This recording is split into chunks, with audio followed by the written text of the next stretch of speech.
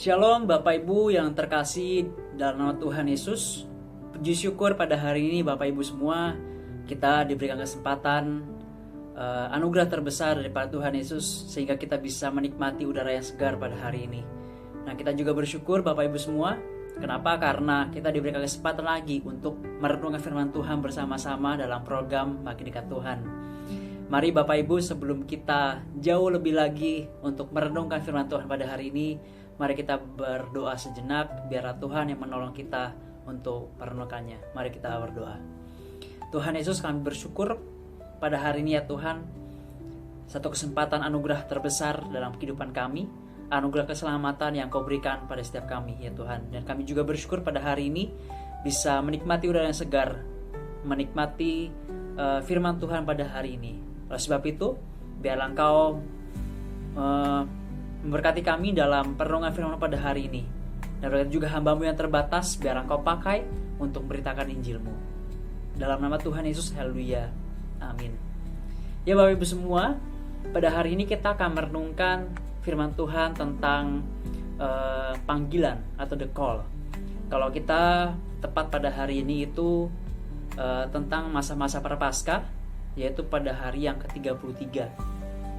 Oleh sebab itu pada masa-masa prapaskah ini, pada hari ini juga saya akan mengajak Bapak Ibu semua merenungkan tema tentang the call atau panggilan itu, yang saya ambil dari Lukas 9 ayat 22 sampai 27. Lukas 9 ayat 22 sampai 27. Saya akan bacakan untuk kita semua ya Bapak Ibu. Judul perikopnya, pemberitahuan pertama tentang penderitaan Yesus dan syarat-syarat mengikuti Dia.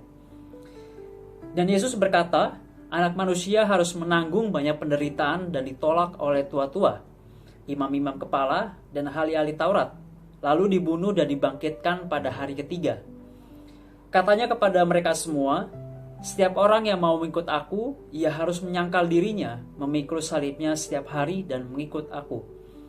Karena barang siapa yang menyelamatkan nyawanya, ia akan kehilangan nyawanya, tetapi barang siapa kehilangan nyawanya karena aku, ia akan menyelamatkannya. Apa gunanya seorang memperoleh seluruh dunia, tetapi ia membinasakan atau merugikan dirinya sendiri?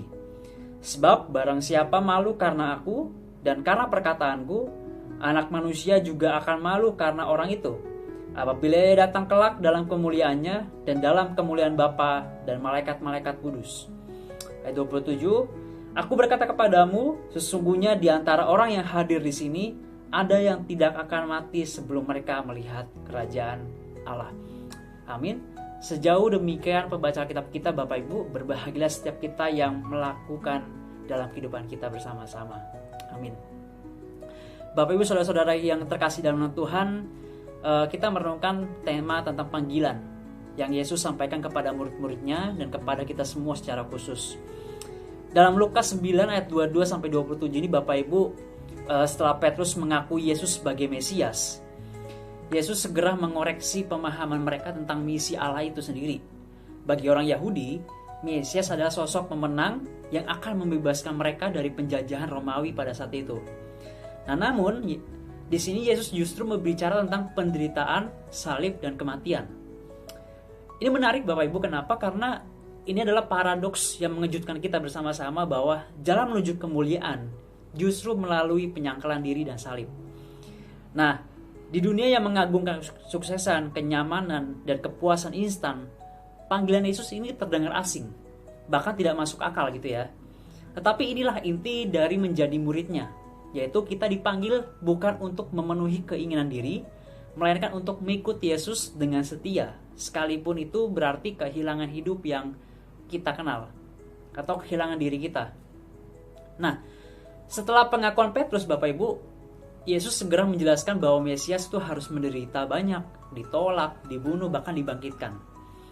Ini adalah kenyataan yang tidak diinginkan atau yang tidak diinginkan didengar oleh murid-murid.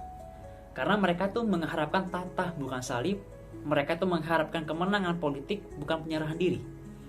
Dalam budaya Yahudi saat itu kita tahu bersama-sama bahwa salib adalah simbol kutukan atau kegagalan.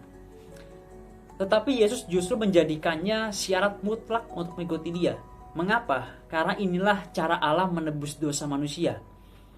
Melalui ketaatan dan pengorbanan, yaitu Sang Anak Yesus Kristus, inilah yang menjadi dasar mereka dipanggil. Yesus tidak memanggil kita untuk menghindari penderitaan, melainkan untuk berbagian dalam penderitaannya sendiri. Nah, panggilan untuk menyangkal diri Bapak Ibu atau memikul salib ini menjadi penting untuk kita bersama-sama untuk ikuti. Dalam ayat 23 Yesus berkata, setiap orang yang mau mengikut aku, ia harus menyangkal dirinya, memikul salibnya setiap hari dan mengikut aku. Ada 3 unsur yang perlu kita ketahui bersama-sama, yang perlu kita renungkan, bahwa yang pertama menyangkal diri.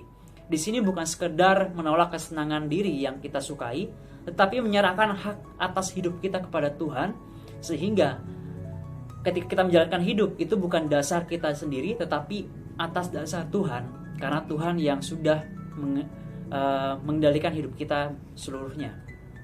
Yang kedua, yaitu memikul salib setiap hari. Bukan penderitaan biasa, melainkan komitmen total di sini. Bahkan siap menghadapi penolakan karena iman oleh karena Yesus Kristus. Yang ketiga, unsur yang ketiga yaitu mengikuti Yesus. Di sini kita dipanggil bukan sekedar sebagai penonton biasa, tetapi sebagai peserta aktif dalam misi Allah. Seperti contoh kalau kita main bola Bapak Ibu, itu kita tidak jadi supporter yang nonton, tetapi kita juga sebagai pemain yang peran aktif dalam melaksanakan pertandingan. Nah, Yesus menegaskan gini Bapak Ibu di ayat 24. Siapa yang mau menyelamatkan nyawanya akan kehilangan nyawanya, tetapi siapa yang kehilangan nyawanya karena Yesus, ia akan menyelamatkannya. Nah, di sini kita melihat lagi Bapak Ibu sebuah paradoks Injil, yaitu kehidupan sejati justru ditemukan ketika kita melepaskannya bagi Kristus. Kehidupan sejati justru ditemukan ketika kita melepaskan diri kita untuk Kristus. Nah, Yesus mengingatkan kita bersama-sama, apa gunanya seorang memperoleh seluruh dunia, tetapi ia membinasakan atau merugikan dirinya sendiri.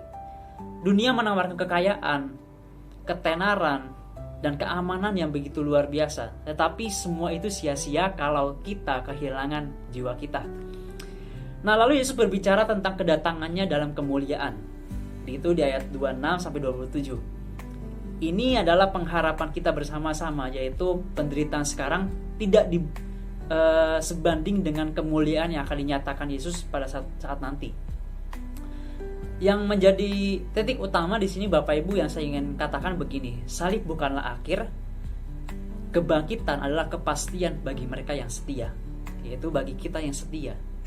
Oleh sebab itu Bapak Ibu, sebagai penutup pada hari ini, saya ingin mengajak kepada kita satu perenungan atau satu refleksi pertanyaan bagi kita bersama-sama dari 3 unsur tadi, yaitu menyangkal diri, memikul salib, mengikuti Yesus. Pertanyaan pertama Bapak Ibu dari unsur menyangkal diri begini, apakah ada ambisi, hubungan, atau kebiasaan yang kita pertahankan lebih daripada ketaatan kita kepada Kristus? Yang kedua, tentang memikul salib, apakah kita siap menderita karena kebenaran, atau justru kita mengkompromikan iman kita untuk diterima dunia meskipun itu dengan cara yang tidak berkenan di depan Allah? Yang ketiga yaitu mengikuti Yesus. Pertanyaannya bagi kita bersama-sama begini, apakah kita mencari zona nyaman kita, atau apakah kita siap melangkah dalam ketaatan sekalipun kita tidak populer? Bapak Ibu, di masa Lenten ini atau di masa-masa Prapaskah ini, mari kita merenungkan sejenak pertanyaan-pertanyaan ini. Apakah kita benar-benar mengikut panggilan Yesus, atau hanya sekedar mengikut versinya yang kita inginkan saja? Atau apakah kita hanya mengikut Yesus dengan versinya kita sendiri? Biarlah pertanyaan-pertanyaan refleksi ini sih Bapak Ibu kita renungkan bersama-sama sepanjang hari ini, bahkan sepanjang masa-masa Prapaskah ini. Biarlah kita juga menjadi pribadi-pribadi yang melakukan kehendak Bapa yang serupa dengan Kristus. Selamat merenungkan panggilan Yesus yang mengubah hidup. Soli Deo Gloria. Mari kita berdoa. Bapa dalam surga, kami bersyukur pada hari ini kami diingatkan tentang panggilan. Biarlah ya Tuhan pada hari ini, dengan pertanyaan-pertanyaan reflektif yang sudah kami dengarkan, itu bisa mengubah kami, bagaimana kami merenungkan panggilan dalam Kristus, bagaimana kami menjalani kehidupan kami dalam Kristus. Ya Bapa, jika Engkau dapati kami tidak sesuai dengan kehendak Tuhan, kami mohon ampun. Biarlah Engkau menguduskan kami, melayakkan kami, sehingga kami juga bisa menikmati karya Kristus, memaknai karya salib itu dalam kehidupan kami, dan itu mengubah seluruh kehidupan kami.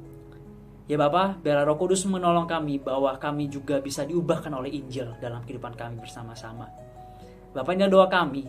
Dalam nama Tuhan Yesus kami berdoa dan mengucap syukur. Haleluya. Amin. Shalom Bapak Ibu, Tuhan Yesus memberkati.